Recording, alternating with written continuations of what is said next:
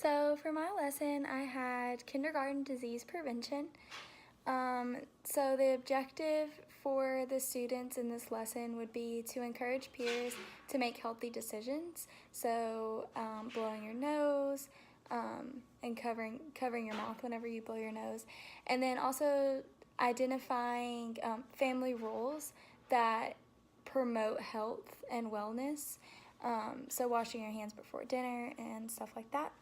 I connected with ELA, so it's prompting and support. Students would retell a story, including key details. So for the lesson introduction, I would start out by reading a story with the students. One story that would be really good to read with students is called Germs Are Not for Sharing by Elizabeth Burdick. It's a pretty simple read. It has like a chew, what do you need to do? So it's like very easy read that you can read through with them. After reading the story, you can have a discussion with the students about what the little boy did throughout the story, using a tissue to blow his nose, washing his hands before dinner, stuff like that. And then you can have students talk to each other and have a discussion with you about what their family does, like this boy does with his family.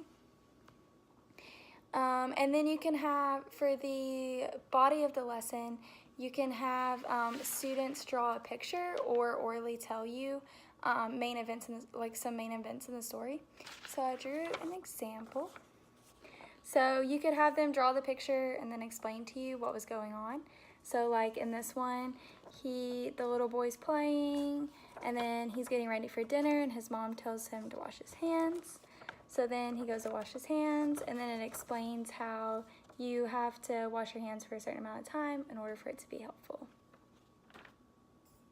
So after having discussion with the students and talking about the parts of the stories that they remember, you can actually have them demonstrate the different parts. So some kids can demonstrate like sneezing into your elbow, and then some kids can like demonstrate how to properly wash your hands. So and if the students like need a demonstration, you can demonstrate for them. So you want to make sure that they turn the water to where it's warm. And then you can teach them to use a song to wash their hands, or you can just teach them that it has to be for 20 seconds, and that they have to rub it together.